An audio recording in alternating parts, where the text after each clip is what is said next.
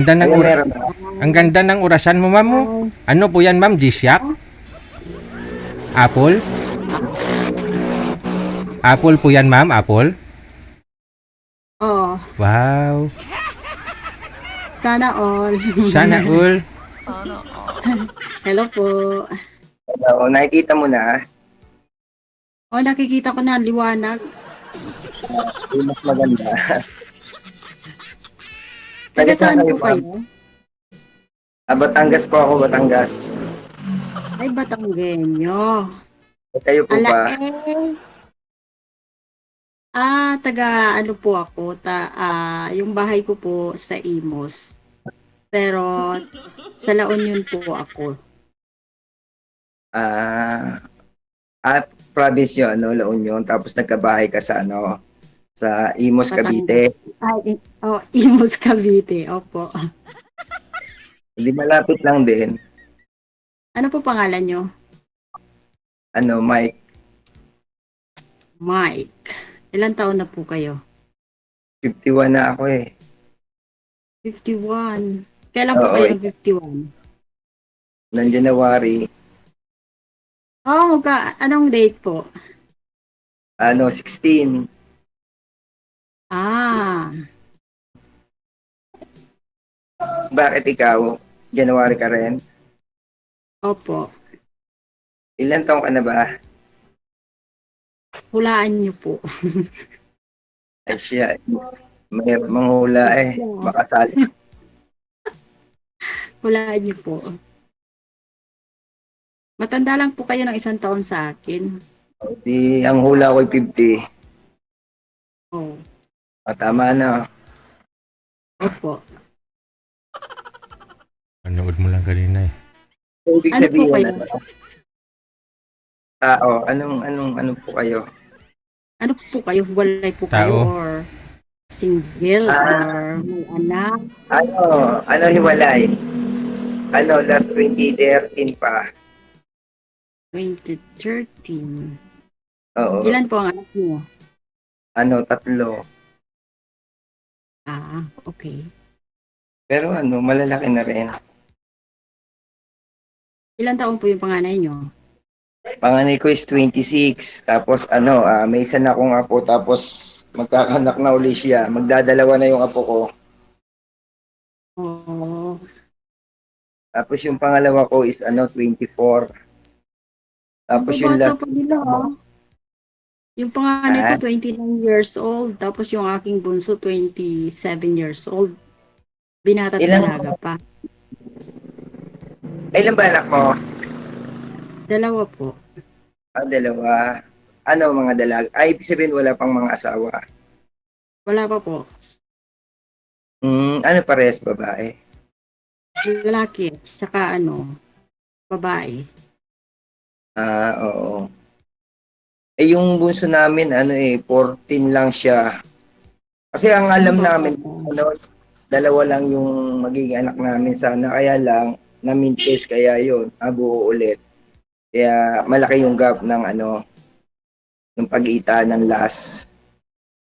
Bakit po kayo naghiwalay? Dating nag-try lang ako mag-abroad. Tapos yun, after noon, pag-uwi ko, doon nagkahiwalay kami. Ayun. Pero dati, magkasama kami sa company. Nagwo-work kami dyan sa sa Manila. Parang nag-try lang ako na makaalis kung anong meron sa abroad yun. Ano po ang nakita niyo sa abroad? Ay, di experience lang. Ibig sabihin yung makasakay ng aeroplano, makarating sa ibang lugar, gano'n. Pero hindi ko inisip na magkakahiwalay, parang ayun. Okay. Saan po kayo banda dyan sa Batangas? Dito sa may part ng Lemer at Taal. O, ibig sabihin malayo yung Lian. Hindi, malayo siya. Ang Lian kasi yun puntang away niya Balayan, Nasugbo. Nanggaling kasi ako dyan nung last May. Nagano kami dyan, nagdagat. Oo. Ano naman yun, pag nasa Lemer ka kasi one way lang din naman yun. Diretso ka din ang biyahe.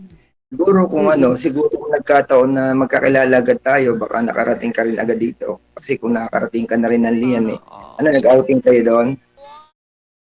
Nagano kami doon, nagdagat. Kasi meron din ng May kaming cottage resort dito doon. eh. May cottage doon. Oo. Malay mo, pag uwi mo, makarating din kayo dito, makapaligo rin. Oh. Kasi malapit lang din kami sa dagat. Walking distance lang din dito. Malapit lang kayo. Oo, malapit lang. So ano pong trabaho nyo ngayon? Sa resort, Sa resort po kayo nagtatrabaho? O kayo ang may-ari? hindi, kapatid ko yung may-ari. Okay. Ano po trabaho nyo sa resorts? Eh di yung mga nagpapabuko tsaka mga nag-i-inquire ng walk-in. Hindi ako yung kumakausap. Oo nga, no ba? Kasi may bayad na yung free naman yung dagat before. Tapos ngayon, may bayad na lahat, no? Hindi, free naman yung dagat. Yung May bayad entrance lang lang. yung sa Entrance. kahit naman saan, libre naman yung dagat. Basta sa part lang sa amin, hindi ko lang alam pala sa iba. Malinis yung dagat dyan sa inyo? Malinis siya kapag hindi ganitong month. Kasi pag month ng June, July, August, tag-ulan yan eh.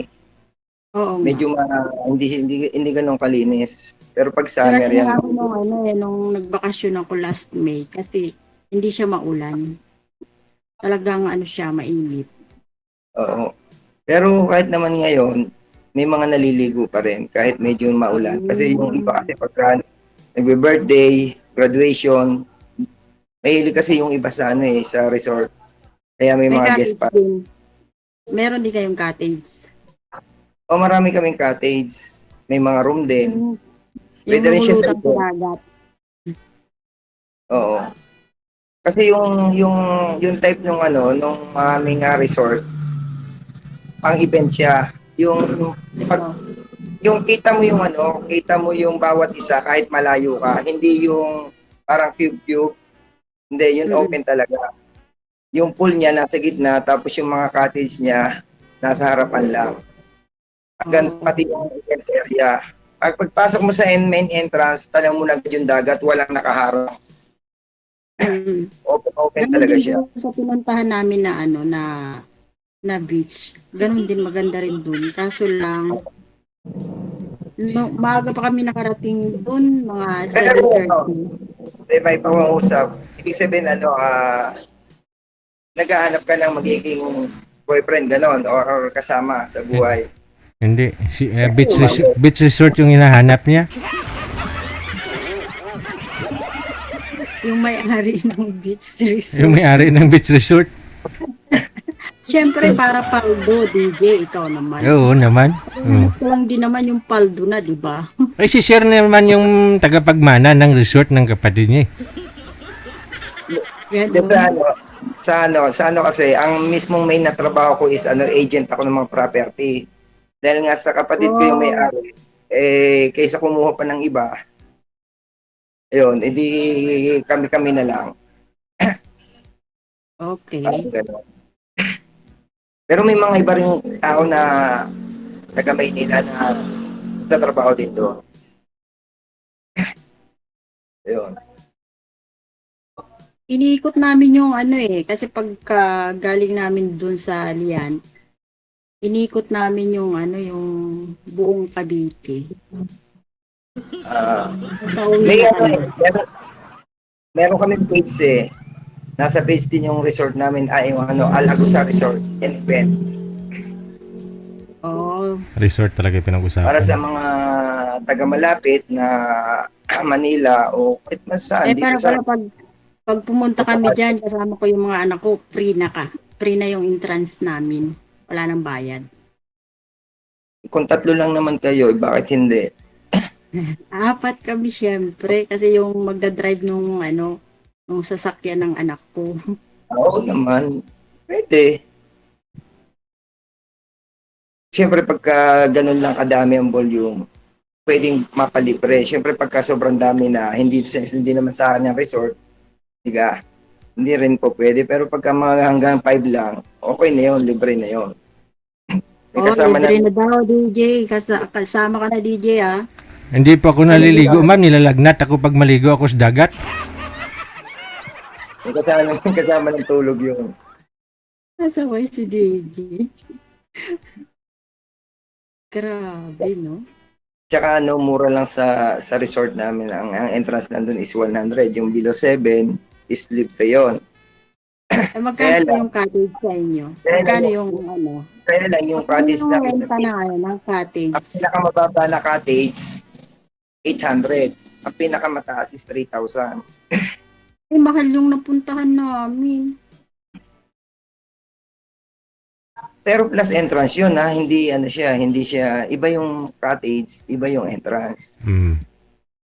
Tapos yung room namin sa 22 hours, na 10K siya, 10K, 8K, 6K. Kami ano lang eh, 7:30 tapos hanggang 3 o'clock lang kami. 2.5. Eh di mura. Kasi yung Barbecue lang 2.5, kami yung doon 2.5 nyo kasi binayad, cottage lang sa amin yun. Hmm. sa inyo, cottage lang. Cottage Ano lang yung yun. cottage ko? May ihawan? Ha? Pwede magluto doon? Pwede mag-ihaw-ihaw? Oo, pwede. Pwede. Meron kami kasing meron kaming room na package na siya, 14 packs. May frigidaire siya, may water dispenser, may sariling kusina, libre na luto. Oh, okay. Pero kung sa ito ang kinuha mong room is wala naman siyang libreng luto, may extra 500 na dadalang ka namin ng sariling lutuan. Mm. Extra yun. Tapos maraming ano doon, maraming mga activity doon na yung sasakay ka doon sa umiikot-ikot. Tapos mag-aano sila, mahuhulog sila sa dagat. Maganda doon kasi syempre kasi ganito yan sa isang resort, mas malaki ang budget, mas maganda ang resort. Di ba? Oo. Ganun, depende rin sa depende rin sa kapasidad ng may-ari. Yan eh. Tsaka sa mga part na ganyan, dito sa amin kasi talagang magaganda talaga ang resort. Siyempre ang iba foreigner, ang may-ari. Halos lahat nandito na yung mga need ng mga customer, ng mga guest.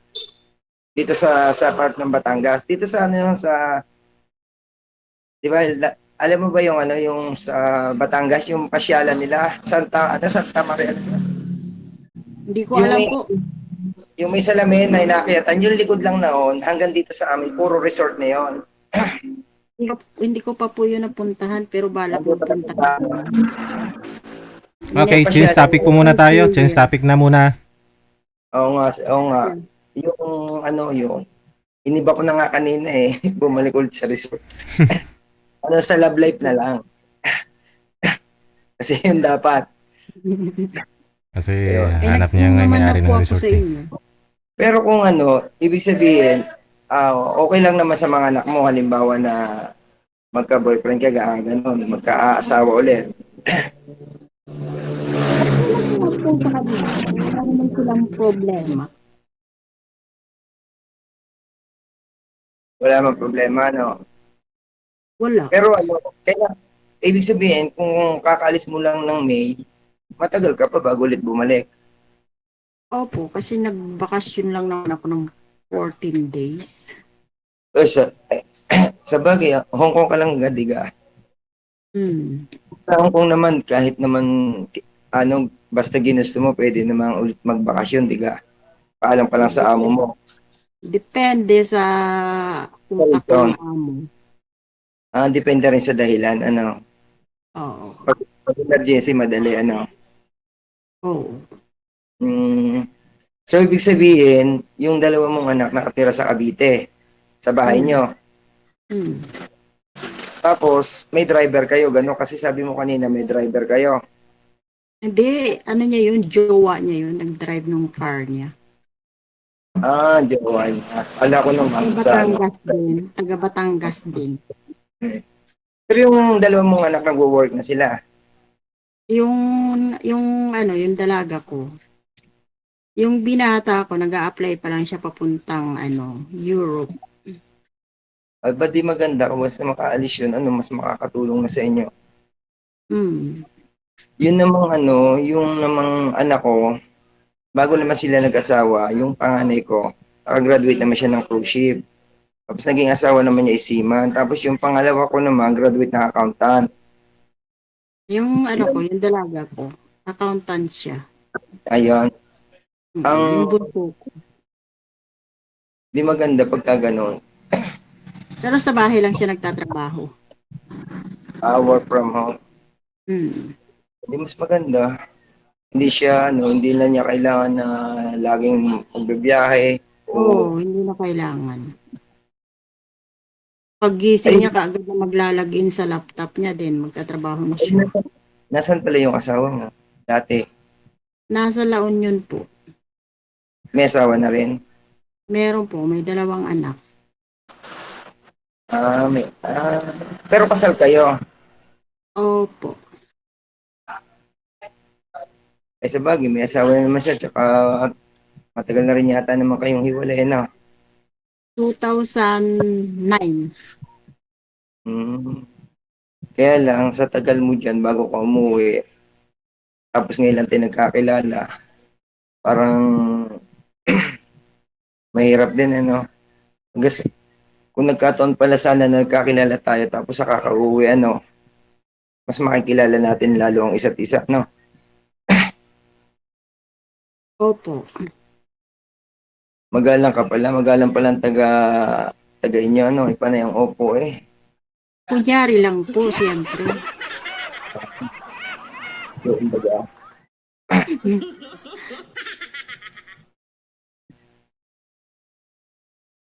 Tapos po, yung mga anak nyo, nasa inyo. Sa inyo nakatira. hindi. Yung panganay ko is nasa kanyang asawa.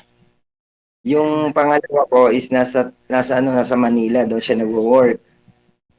Yung bunso ko, nasa side sa lola niya, sa side ng ex ko. Dahil mula nang pinanganak namin sila, pares kami may trabaho.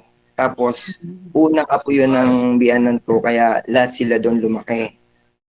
Oh. Kaya nasabi sila ng gano'n. Kumbaga, parang dumaan lang sa amin, dumaan lang sa mami nila. Ibig sabihin lumabas lang sa kanila pagkatapos nun, ang nagpalaki na noon, lola na nila. Yun. Kasi nasa Manila kami parehas. Muuwi kami Sabado ng gabi, tapos luluwas na uli kami Lunes ng madaling araw. Ganun lang. Okay. Kaya hindi namin nakasama ng nang nakakabanding lang namin nung lumaki na sila. Naisasama na namin gano'n sa Maynila. Hanggang sa lumaki na siyempre sila, nagkaisip na, di may kanya-kanya na rin silang gusto sa buhay.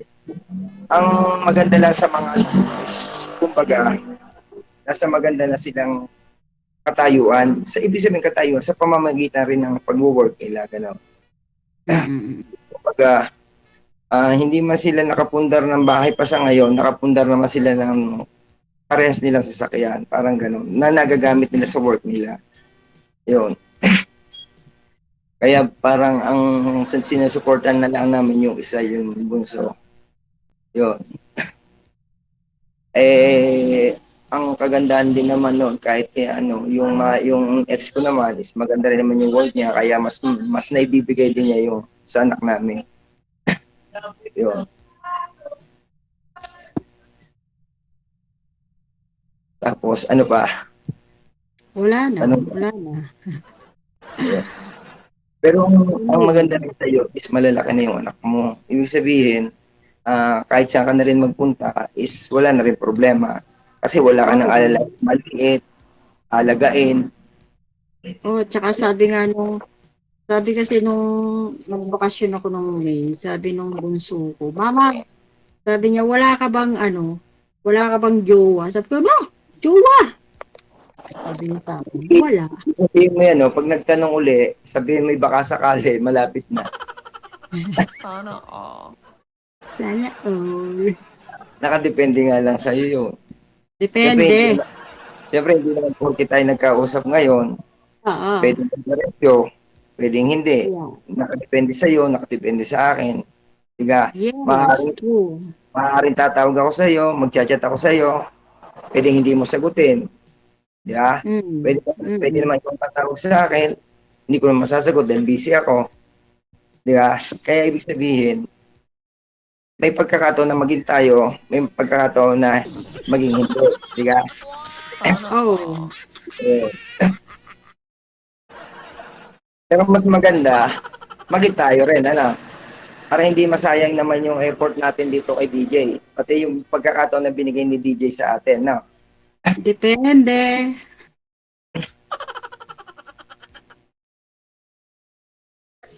Tama, depende. Nakadepende sa damdamin ng bawat. Nakadepende talaga yan. Ang hanap mo ang hanap mo talaga ma'am, natin. may-ari talaga ng resort ang gusto mo. Sabi mo naman, DJ, siya ang tagapagmana, di ba? Pwede na. Pwede na. Oo, papaldo na siya. Yung kapatid niyo po ba sir, may asawa? Oh, may asawa. May asawa yun. Oo.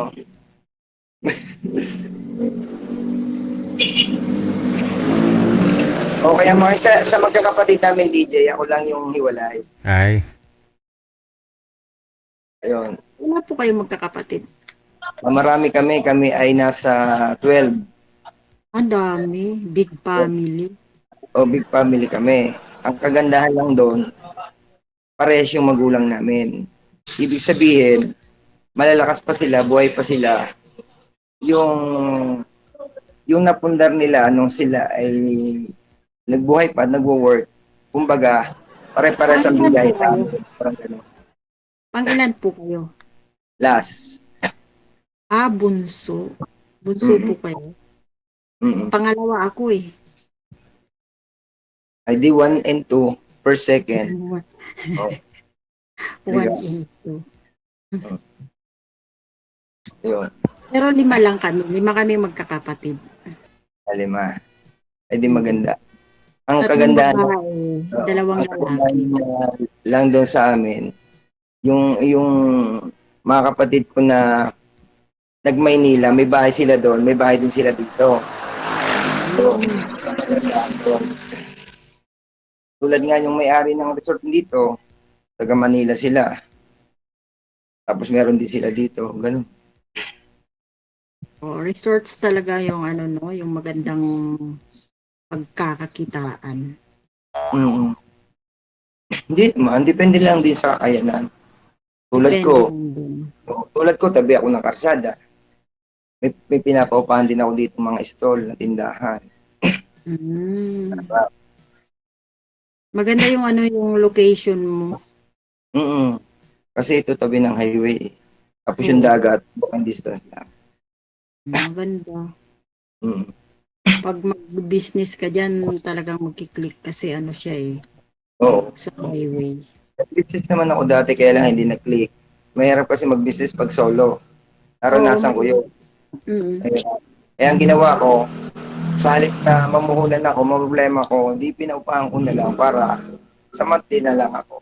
Maliit man siya, at least meron. Kahit pa paano. Oo nga. Yun. Kaya ganun ka din, halimbawa, mag-for good ka na. Dapat, meron ka rin na negosyo para hindi man habang buwan, andyan ka at malakas.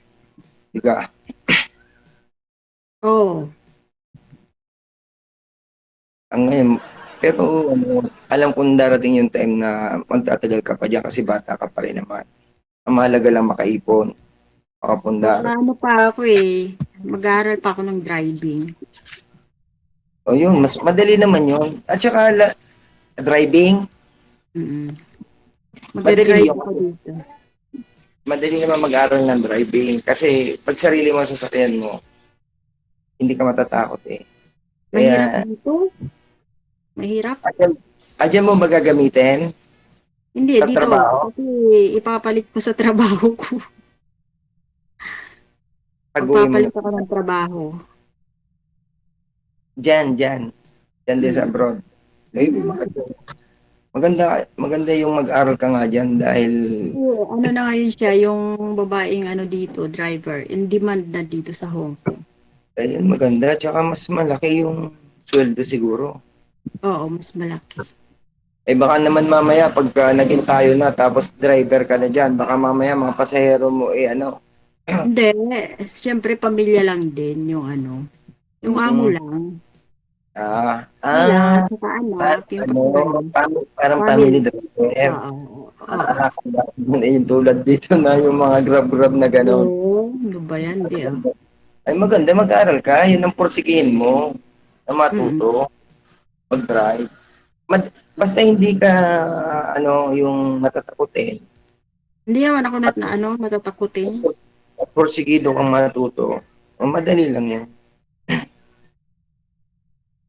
Kaya mo yan. Kaya ko talaga.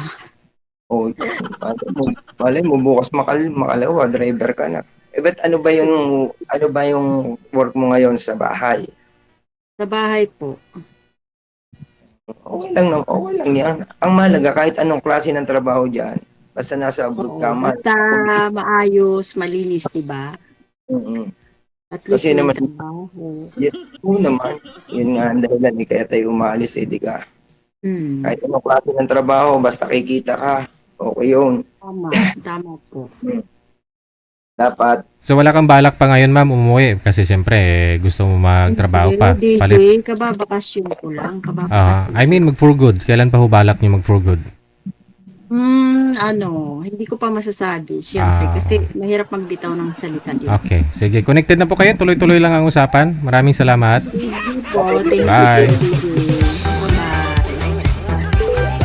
Kasi mukhang wala pa ho siyang balak, no? Kasi mag-aaral pa daw siya ng driving. Gusto niya maging driver sa Hong Kong.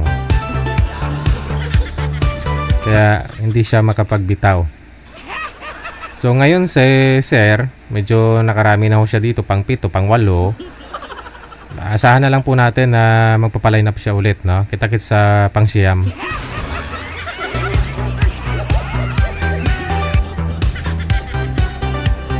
Iba kasi ang gusto ni madami, no? Gusto niya may-ari mismo ng resort.